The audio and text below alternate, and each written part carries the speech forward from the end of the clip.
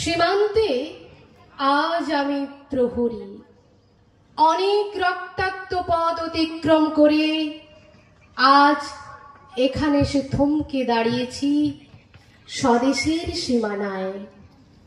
ধূসর তির্নিশিয়া থেকে স্নিগ্ধ ইতালি থেকে ছুটে গেছি বিপ্লবী ফ্রান্সে। নক্ষত্র নিয়ন্ত্রিত নিয়তির মতো দুর্নিবার অপরাহত রাইফেল হাতে ফ্রান্স থেকে প্রতিবেশী বার্মাতেও। আজ দেহে আমার সৈনিকের কড়া পোশাক, হাতে এখনো দুর্জয় রাইফেল, রক্তে রক্তে তরঙ্গিত জয়ের আর শক্তির দুর্বহ দম্ভ। আজ এখন সীমান্তের প্রহরী আমি। আজ কিন্তু নীল আকাশ আমাকে পাঠিয়েছে নিমন্ত্রণ, স্বদেশের হাওয়া বয়ে এনেছে অনুরোধ, চোখের সামনে খুলে ধরেছে সবুজ চিঠি। কিছুতেই বুঝি না কি করে এড়াবো তাকে, কি করে এড়াবো এই সৈনিকের কড়া পোশাক।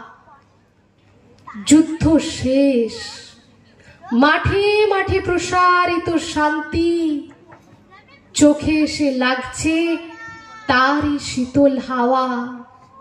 প্রতি মুহূর্তে শ্লথ হয়ে আসে হাতের রাইফেল, গা থেকে খসে পড়তে চায় এই কড়া পোশাক।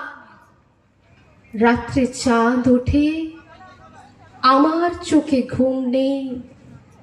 তোমাকে ভেবেছি কত দিন, কত শত্রুর পদক্ষেপ শোনার প্রতীক্ষার অবসরে, কত গোলা ফাটার মুহূর্তে, কতবার অবাধ্য হয়েছে মন যুদ্ধ জয়ের ফাঁকে ফাঁকে, কতবার হৃদয় জ্বলেছে অনুশোচনার অঙ্গারে।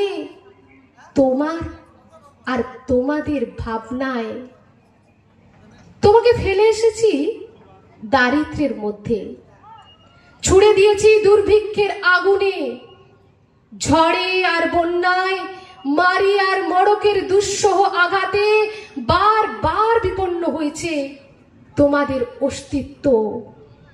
আর আমি ছুটে গেছি এক যুদ্ধক্ষেত্র থেকে আরেক যুদ্ধক্ষেত্রে।